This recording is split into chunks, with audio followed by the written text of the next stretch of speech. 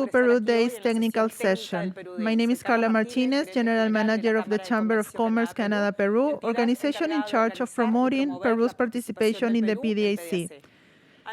First, I would like to thank the Peruvian institutions that made possible the organization of the Peru Days technical session: the Ministry of Energy and Mines, the Ministry of Foreign Trade and Tourism, INGEMMET, and PROM Peru. I would also like to thank our diamond sponsor, Anglo-American, Antamina, Barrick, Cerro Verde, Contacto, ENGIE, Goldfields, Hadbay, Calpa, MMG Las Bambas, Poderosa, Sierra Metals, Southern Copper, Suma Gold, Epiroc, Nexa Resources, Condumex, E29 Resources, and NLX. Also, our platinum sponsors, Confipetrol, INGEMMET, Ferreiros, Hedge, Montali, M3 Engineering, Cumbra Engineering and Construction, Newrest, MSC Inversiones Perú, Reliant Ventures, Tecnofast, Cluster Minero del Sur del Perú, and Pan American Silver. And also our gold sponsor, Achilles, Bear Creek, Construcciones Rubao, Coretec, Scotiabank, Techint, Renasa, SNC Lavalin, and Explomin. Thank you very much. Without further ado, let's welcome Mirian Mamani, Geological Research Advisor, and Juan Salcedo, Senior Analyst from the Geological, Mining and Metallurgical Institute, INGEMMET, who will present about innovating for promoting mining exploration. Thank you so much for that introduction. My presentation will be about the current knowledge that we have on Peru for critical minerals. We will see the rare earth elements such as lithium, chrome, and cobalt, and what is the current knowledge that we have for these critical minerals in Peru. Let's start with the definition of critical minerals. These can be metals or non-metals. These are considered of really high importance for the economy of the countries that have a high income. These might be at risk as well because of their own supply or the low inventory that we may have, or by political matters, by trade policies, and many other factors. Currently, we can see in this map that we have on the screen which are the countries that have trade control in the critical minerals element. We can see this global map that China has a 95% of control when talking about light and heavy rare earths. Then we have the palladium case, Russia with the 46%, and for the case of the Americas and Brazil, for niobium at 90%, and for the USA, we have beryllium and helium. So it is really important for us to identify and to know in what other areas of the world we have critical minerals. What are rare earths? We have 17 chemical elements that have similar characteristics that are in the lanthanides family. These are non-metallic minerals. However, their physical and chemistry features make them really useful to create energy for technologies. We have the periodic table, including scandium, yttrium, lanthanum, gadolinium, terbium, and lutetium. The trait of these elements is based on the total rare earth oxides, also known as TREO. And these can be negotiated by the classification of light rare earth or heavy rare earth. Here we can see in this image the multiple applications and uses that we have for these elements. Especially, we can see the group of heavy rare earths that are associated with everything related to energy, like turbines, like mills, or all the devices for eolic energy. Then everything that has to do with wireless technology, everything that is related to microphones. And these elements are really helpful for us to have a better efficiency in electric generation. This is why these elements work really good in plasma televisions in the automobile industry, everything that has to do with magnets, catalyzers, phone cameras. It is also related to recharge batteries and everything that has to do with military armament, like missiles, planes, and other important equipments. Similarly, everything that has to do with the technology of smartphones. For the case of lithium, it has a concentration of 20 ppms, which is the average rate for the crust. And this can be reactive to water and air. Usually we found this situation happening in salt deposits where we find chlorides and dioxides, as well as the treatment of depression in lower quantities. In Peru, we have conducted several studies on macusanitas, which we find in the back arc of Peru. In 2013, we compared these macusanita rocks with the rhyolites from the United States. And we found that the macusanitas can get up to a 3,400 ppms in lithium concentrate, compared to the US rocks that can get to 300 ppms. So this is a really important type of rock that we find in Peru. Apart from that, we know what is the state of the current lithium reserves that we can find in Chile, followed by China, Australia, and Argentina. So what is the current production that we have for lithium? It is greater in Australia and in Chile. Something really important to mention in order for us to understand lithium use in batteries, especially for vehicles, we understand that the lithium does not work alone. It works with cobalt, magnesium, and graphite. And for that, we need abundant water. How is the global lithium distribution in the world, especially in granular and salt deposits? We can see that in this global distribution where these lithium deposits are located. And for the South American case, we find them in the Central Andean region, especially where we have an intersection of these three countries, Chile, Bolivia, and Argentina. For the case of Peru, we found through the back arc of southern Peru, we found these rhyolites deposits that we call macusanitas.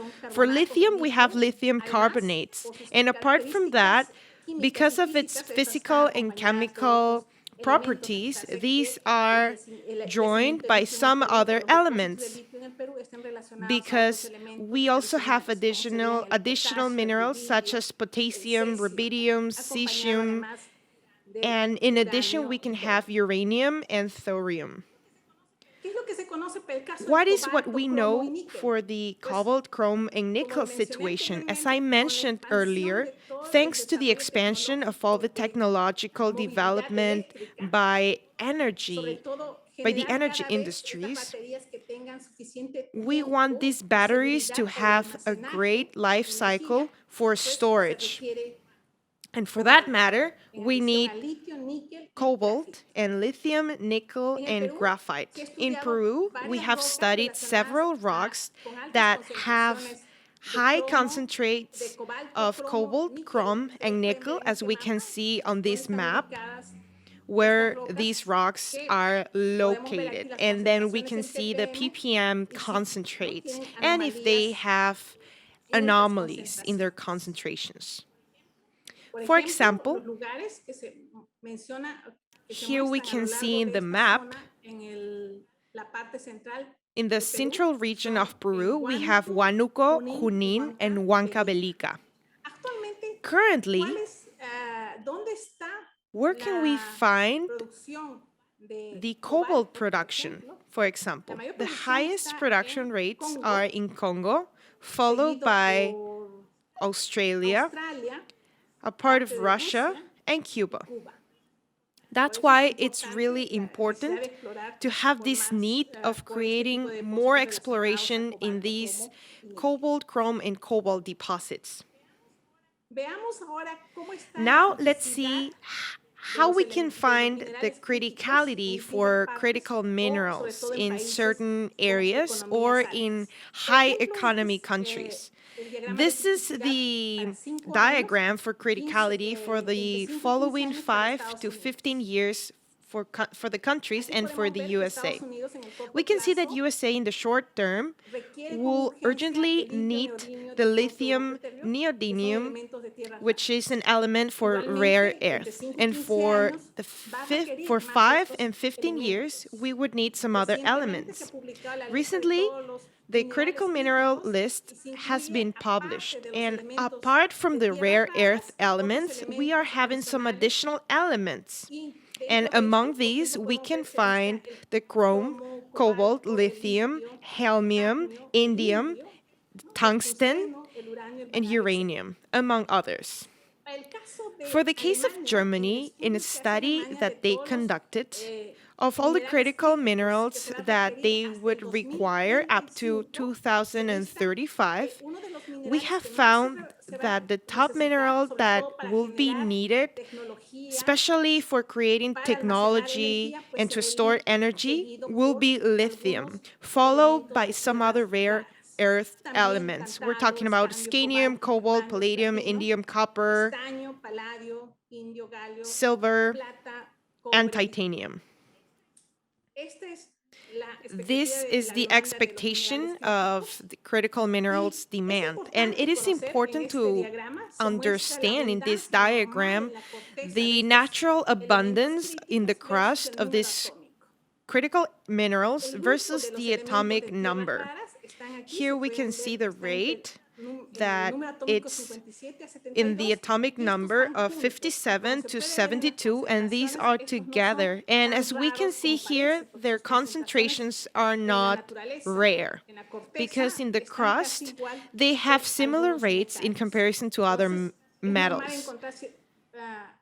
So we can have different concentrations of these in nature, especially in the Andean region, where we have several rocks that have different concentrations that can double or triple the normal rates. How we can find the global prices regarding rare earth oxides. So the ones that are the highest are the heavy rare earth. Here we can find the neodymium, europium, and dysprosium. They have higher rates for up to $148,000 per metric ton.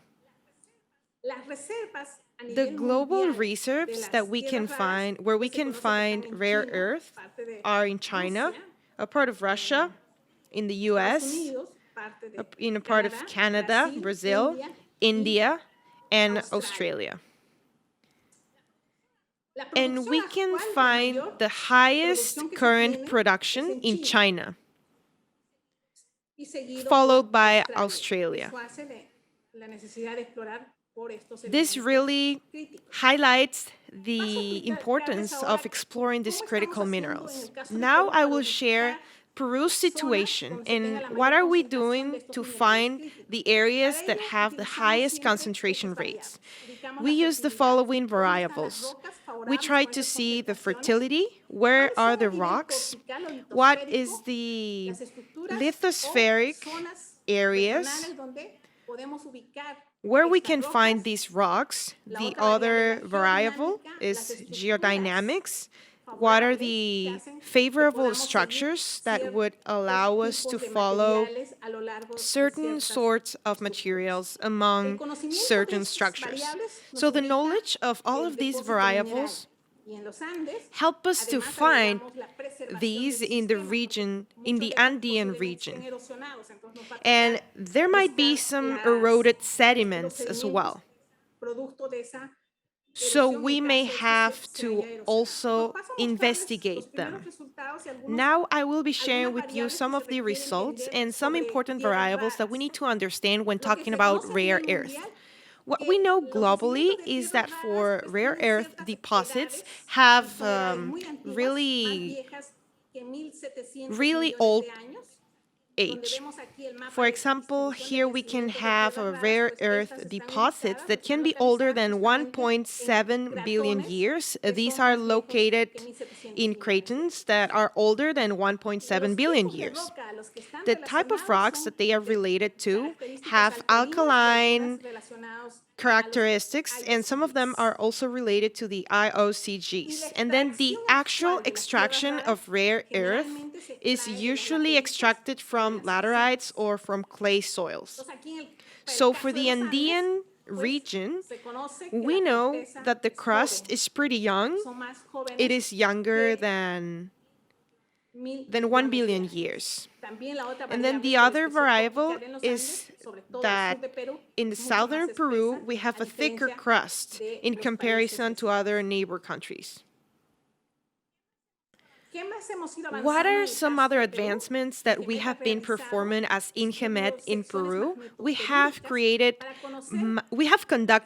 magnotelluric sectioning studies, and these have allowed us to create the lithospheric characteristics of the Peruvian territory. So we can see in southern Peru, and in this section, we can see a tomography of the crust with a lot of precision, and we can see the horizontal line of the precision of the iron, copper, and gold deposits, followed by the porphyry deposits with molybdenum, silver, copper, and gold, and epithermal deposits as well with gold and silver. And when we move forward with the altiplane, we can clearly see the polymetallic deposits that have to do with porphyry scar deposits and some epithermal seams with gold, silver, and lead.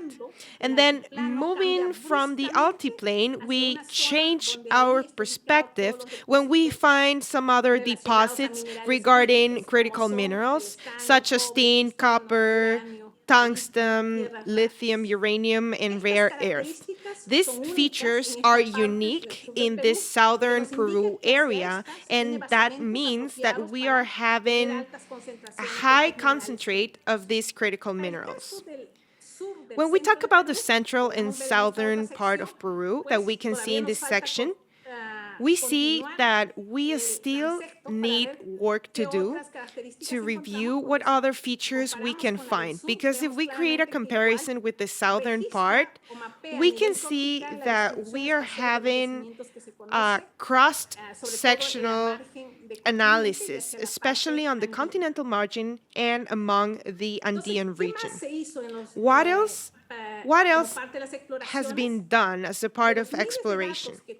With the thousands of data that INGEMMET has, because of the many geochemistry projects, we have taken into account all the database for sediments and rocks, and we have found the lanthane distribution in the map. And here we can see this in the map on the screen with light rare earth that are located in the eastern mountain side of Peru. When we talk about rocks, we can see that anomalies in the concentrations are in this side as well and in the coast. When we talk about heavy rare earth with yttrium, with sediments and rocks, we analyze the different samples that we have, and we see that these are located in the eastern mountains, both for sediments and rocks. Now, when we take into account this data, we try to find the places in which we have the highest concentrations. And here we can see a normalization diagram for rare earth according to the samples that have been compared to the current deposits that we have for rare earth, with what now is being known as economical deposits on rare earth. Here we can see a scale in a normalization diagram that it's up to the value of 100, and then therefore the rocks that for us can be considered as anomalies, if we compare those, we can see that the levels are still low. In this diagram, we compared the values with deposits in the USA, Sweden, Turkey, Brazil, Canada, Australia, and China. If we make precisions towards southern Peru to find the geological domain in which we may be able to find rocks with heavy and light rare earth, we see this part, including macusanitas and some cyanides that we may find as well. We can see it here more precisely. And then when we found these anomalies, we ask ourselves, then what would happen with the sediments that we may have in the Amazon and on the altiplane? So now I will explain this part. When we talk about the altiplane, we didn't find any anomalies in the eroded sediments. They are having regular and normal ranges. However, when we talk about the Amazon, some of the samples were found to be in anomalies levels, and these are regarding the concentration of zircons and monazites. When we compared the sediments levels in Peru, in southern Peru, with some other concentration levels of rare earth, we see that some of these can achieve a 10,000 value. This would be located here. And some of these samples from the Amazon would be included in the ranges of some deposits that we may even find in the US, particularly. So now, I have concluded with what we have found through these studies in Peru. And we have seen that these anomalies in rare earth are related to alkaline rocks and soils that either have been eroded or are from the Jurassic ages and that are 1.7 billion years. For example, in Ayinapac at southern Peru, we can compare these levels with some other global rare earth elements and ranges. We find that our rocks are still young rocks. As of now, they are not of economic interest, but it is important to keep on exploring because we have found that Peru can really have favorable conditions to have critical mineral deposits. When we talk about the anomalies and the concentration in Madre de Dios for alluvial deposits, we see that the quantities are small, so these might not be of economic interest. As of now, I have shown you the results of the current studies.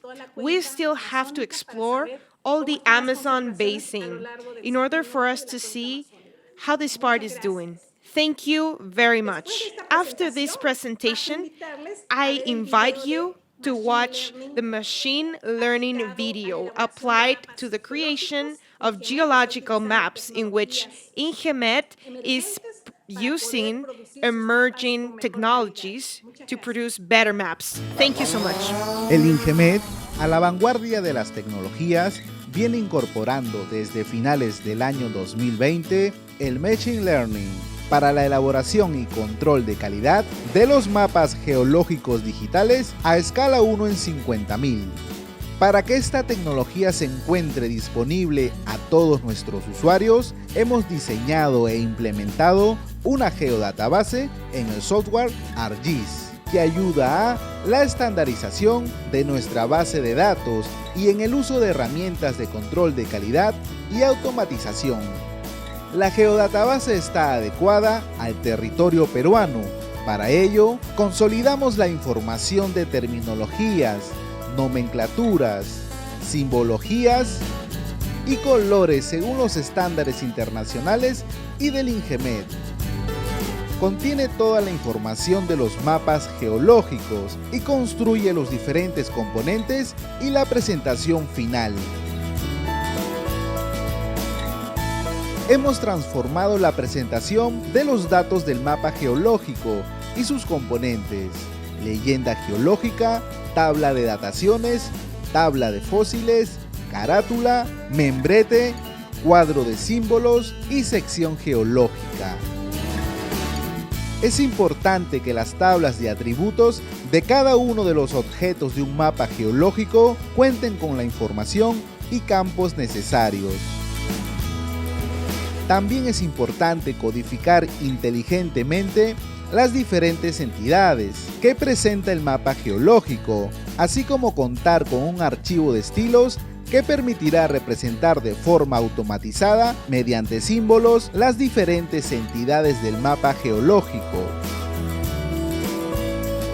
Luego de realizar la estandarización de información y el diseño del mapa geológico, se generaron herramientas de automatización para la carga, control y análisis de información, tomando en cuenta las dimensiones y las características estandarizadas en estos. Logramos obtener comandos de automatización mapa geológico, evitando por completo la elaboración individualizada de los mismos, reduciendo tiempo y errores humanos. Además, permite acceder a la posición estratigráfica de las unidades geológicas, ordenadas según la edad y el tipo de unidad.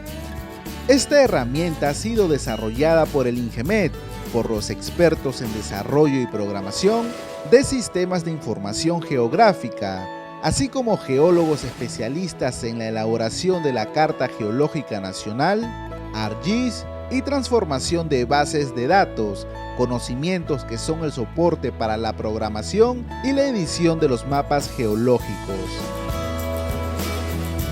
Los mapas a escala 1 al 50.000 se vienen elaborando desde el año 2000 y se encuentran en 3 versiones: Shapefile, corrección y geodatabase. Estos se pueden descargar ingresando a la plataforma GeoCadmin desde la capa Mapas Geológicos. Debe activar la subcapa 50K y ahora solo debe acercarse a la hoja deseada. Selecciona para descargar el archivo digital o imagen directamente. Los mapas geológicos elaborados vienen siendo integrados en formato geodatabase y se encuentran disponibles ingresando al GeoCadmin. La integración consiste en corrección de empalmes, validación y estandarización de la base de datos. Toda esta importante información generada es consultada por más de 190 países en todo el mundo. Ahora con esta tecnología se minimizan costos, tiempo y errores en la edición, validación y publicación de información geocientífica. Mejoramos nuestros productos y facilitamos el uso de la información en nuestros trabajos técnicos y de investigación.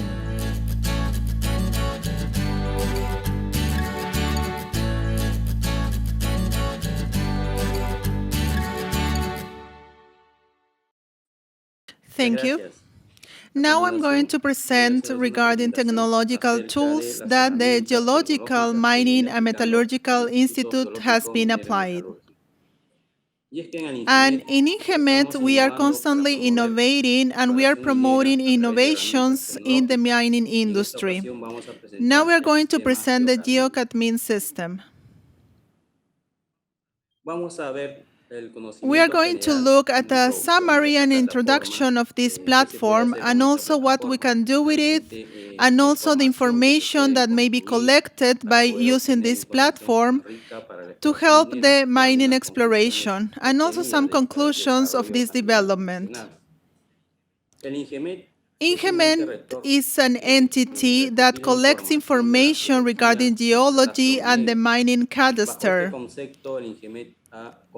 So INGEMMET has created this platform for this system that feeds the database at the national level.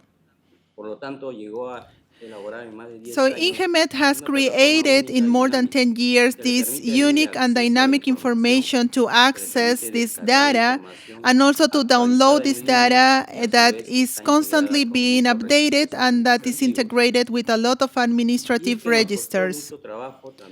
It has been a great effort to collect this information of more than 20 years and organize it in a database by layers with more than 18,000 records and geochemical, geophysical, and mining right information that is being updated daily. And this is not all. We also had to develop different tools so the users won't have to go to the offices to obtain information that they may access through the social media and also through internet.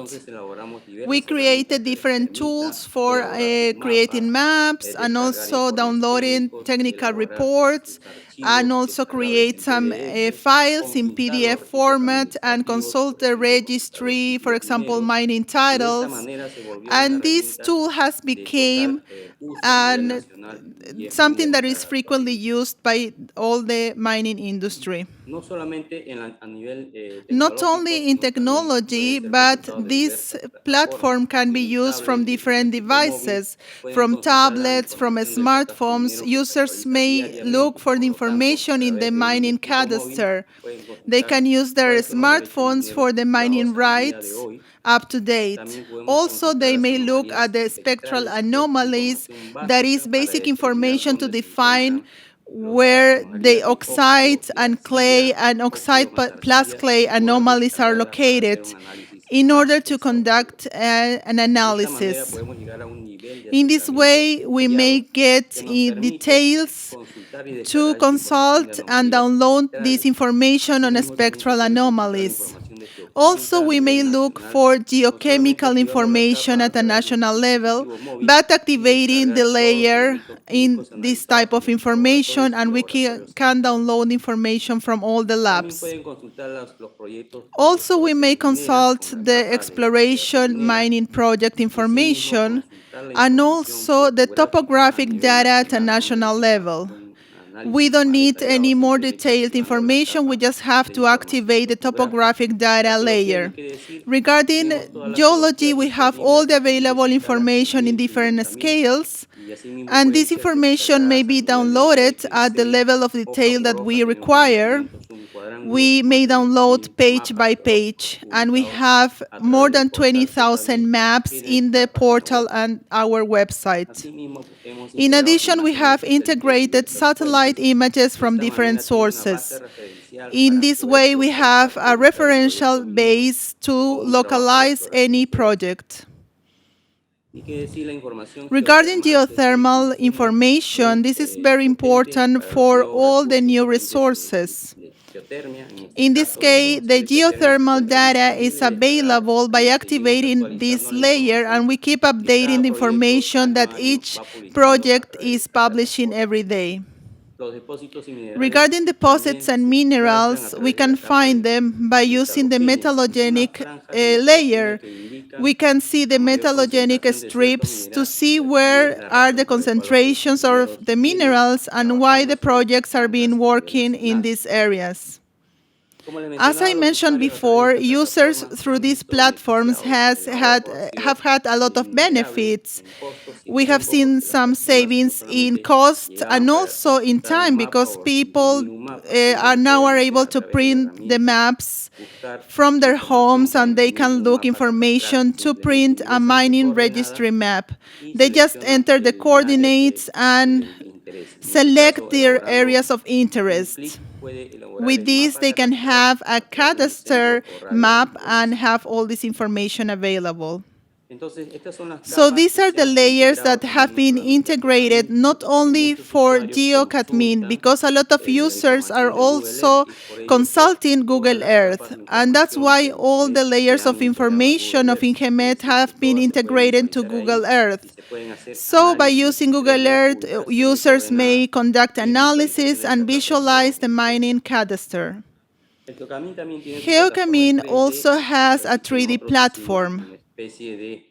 We conducted this layer interaction in 3D for a better analysis. By using geological information from the mining projects, we may locate the mining cadastre and also the references of thermal sources and statistics of the heat levels. Also maps for the volcanic risks, and this 3D level allows us to identify risk areas, to locate in an easy and visible way what are the areas that may be affected, for example, educational centers, schools, or health centers, or main communities. The 3D application allows us to have more benefits for the community because we may analyze in a dynamic way the information that we are integrating, and also the community is more aware of these risks. Also, we have information for the metallogenetic strips and mineral deposits, and by using this 3D tool, we may visualize this information and why the mining projects are located in these areas. We may locate all mining projects by using this 3D tool. Not only the projects, but also the occurrences, if they're metallic or non-metallic, and also the mining cadastre. And, for example, the paleontology data that is really important to know the age of the rocks and also the elements on the fossils. Mining projects may be located easily by using the satellite images. Also, we may identify the tectonic domains and the minerals that may be present in these tectonic areas. So this tool is essential to define, for example, the rocks and the industrial minerals in a national level. Also, the faults and the data and the elements have been analyzed in the laboratory. And also, we have integrated to open our information data through an open access portal. We call this open data because it complies with the sustainable objective at a world level, and Peru entered into this agreement in April, and INGEMMET has implemented this portal to provide all the information in an open way. And this information allows users to consult and download this information without any prior knowledge. Because of this, the Open Data Portal allows us to analyze each layer of information and visualize all the data that we need to download to reuse them. The objective is to reuse this open information to generate more knowledge and more technical reports. Now, INGEMMET has organized its information and has focused technology to organize this data by levels of information. For example, metallogenic data and also information that supports the mining and the energetic industries, and also infrastructure and the identification of thermal sources. We have different layers like metallogenic, also geologic, and also risks. We have information that is essential for these projects that we can see at the bottom of this slide. And in addition, this information is basic to generate new tools and new algorithms. INGEMMET is already preparing its data to generate machine learning tools. For example, the information is already prepared, and the open data is being accessed and standardized, so we can use this information for training. Then we're going to define algorithms to interact with the layers. For example, to add or to use filters or to categorize or organize the machine learning tools. Then we're going to define some objectives. For example, INGEMMET are using these tools to define some potential in the mining industry and also to create maps and other projects. Also, to define the strategic planning, we have developed a tool so companies may define some potential areas with a large mining content. In INGEMMET, we have some tools to define these approach levels. And this is a support for the projects that are defining this type of mining explorations. In addition, this type of data has allowed us to organize and focus this technology in this way. We have, for example, geochemical data. We have published the Geochemical Atlas to present the geochemical dispersion for all these mineral elements. In the same way, we have presented geophysical data in an organized way. Also metallurgical data, and we are constantly organizing and publishing this information. In addition, using mobile technology, we have created some tools, and this is the GeoCadMin mobile. We are using, for example, the smartphones to look for a mining right or maybe a metallogenetic strip, and also activate layers of information or look for geological risks at a national level. We can use GPS. This tool is used on site because users may find information and also information on the mining cadastre and see what type of technology is being used. Finally, we may look and we may map to look how many countries are using this platform.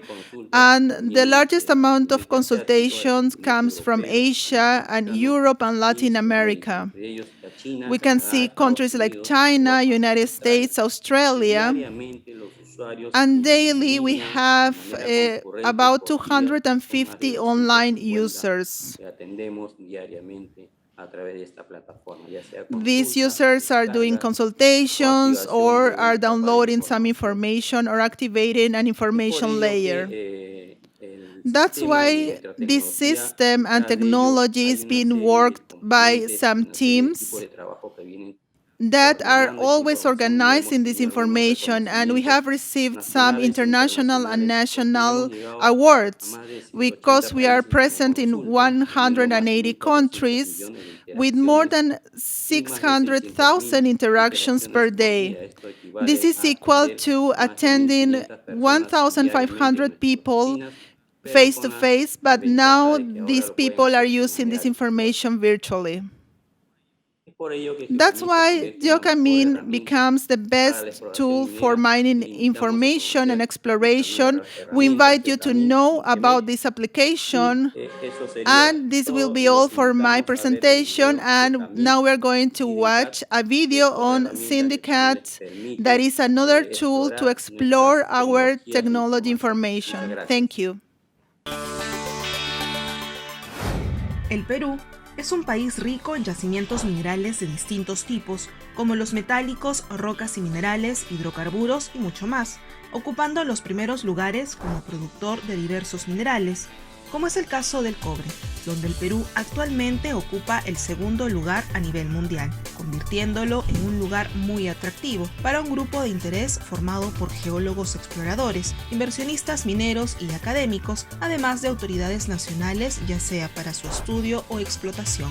Para realizar estas actividades es necesario obtener la información geológica y catastral minera del Perú, la cual puede ser una ardua labor, teniendo en cuenta la gran cantidad de datos que existe al respecto. proyecto, labor que conlleva más del 40% del tiempo adquirirla dentro de todo el proceso. Pero actualmente existe una herramienta para acceder a estos datos de manera más rápida y fácil: GeoCadMin, la plataforma digital interactiva que permite obtener contenido preciso sobre la información geológica y catastral minera del Perú. Una plataforma del Instituto Geológico, Minero y Metalúrgico INGEMMET de acceso libre y sin costo, con información actualizada y de libre descarga para su uso, al cual puedes acceder desde cualquier dispositivo. Con más de 200 capas con datos formales y confiables sobre catastro minero, geología, volcanes, boletines informativos de carácter técnico, entre otros. GeoCadMin funciona con la última tecnología SIG, un sistema de información geográfica y una de las más usadas en el sector por su eficiencia para reunir, gestionar y analizar datos. La información está clasificada y ordenada para su fácil búsqueda y lectura. Al ser INGEMMET la entidad estatal encargada de proporcionar y actualizar los datos a la plataforma GeoCadMin, se garantiza la información oficial respecto a otras fuentes que pudieran existir. GeoCadMin presenta un diseño amigable e intuitivo que permite navegar y encontrar la información requerida con facilidad. Miles de mapas, informes, reportes técnicos y más datos ordenados por criterios de búsqueda que agilizan su funcionamiento. El contenido expuesto puede ser reutilizado y descargado en distintos formatos, como shapefile y formatos con base de datos abiertos, entre otros para la facilidad de los usuarios. Toda la información geológica y catastral minero del Perú al alcance de todos en GeoCadMin.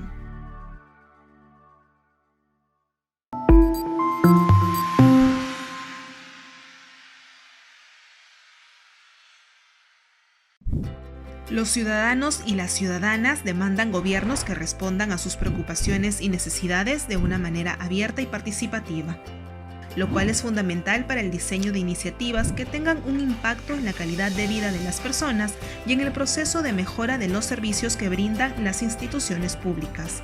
En el marco de la gestión del procedimiento de otorgamiento de concesiones mineras, nace el Sistema de Derechos Mineros y Catastro SIDEM-CAT, plataforma elaborada por el Instituto Geológico, Minero y Metalúrgico INGEMMET, que cuenta con información de libre acceso y actualizada.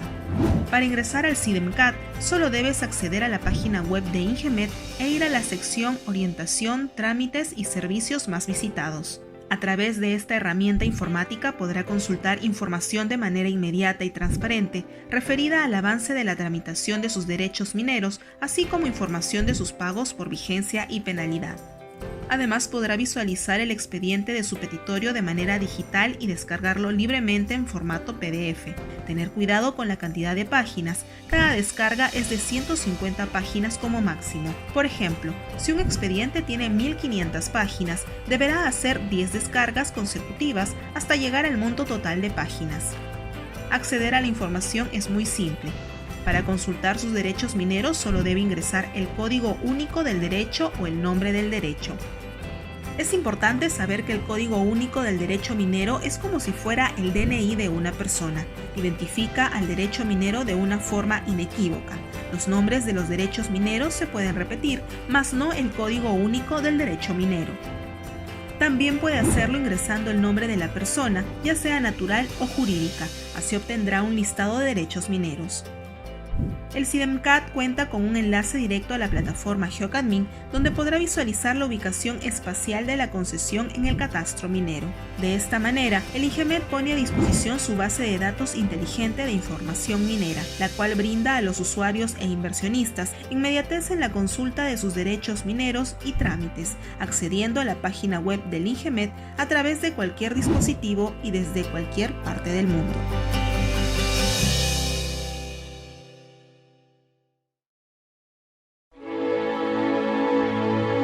Perú, un oasis megadiverso donde confluyen la naturaleza, el desarrollo y la riqueza mineral de su territorio. Un país joven, poseedor de una gran fuerza laboral que construye el desarrollo del presente y del mañana. Hay gran optimismo en el futuro por la puesta en marcha de 46 proyectos de construcción de mina, con una inversión de $56.158 millones, a los que se suman 64 proyectos de exploración minera, con una inversión global de $498.6 millones.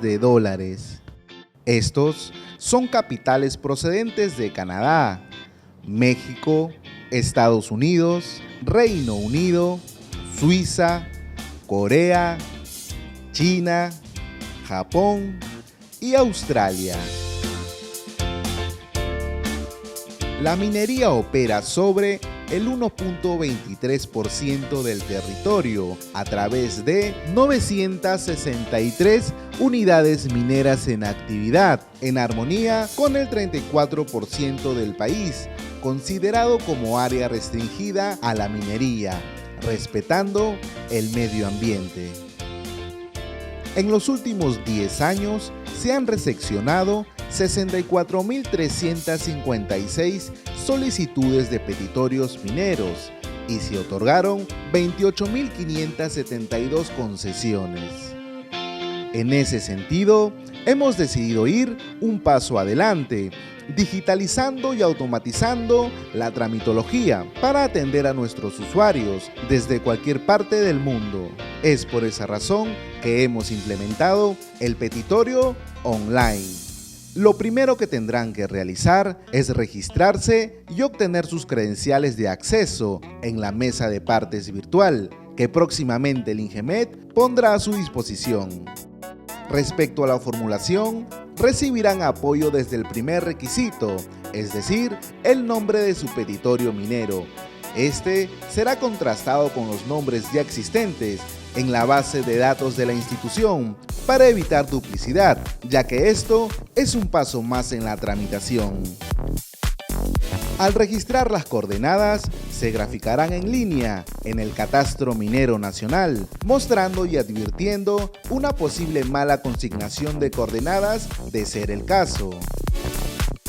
Además, tendrán la oportunidad de registrar cada requisito solicitado y cuando den clic en enviar toda la información, se estará formulando el petitorio. Obtendrá su código único y su constancia de recepción, ingresando su petitorio al sistema de graficación y al respectivo flujo de trámite para el otorgamiento del título de concesión minera. Al ingresar a la plataforma, donde podrán formular el petitorio online, también visualizarán las estadísticas de todos los derechos mineros de su titularidad, de contar previamente con petitorios o concesiones mineras. También podrán explorar la situación del proceso de obtención de su título de concesión minera. Tendrán la opción de visualizar y descargar su expediente minero y accederán a sus resoluciones y registros de pagos. En el INGEMMET vamos de la mano con el avance tecnológico, automatizando sus servicios con calidad e inmediatez a nuestros usuarios. El momento de apostar por el Perú es ahora.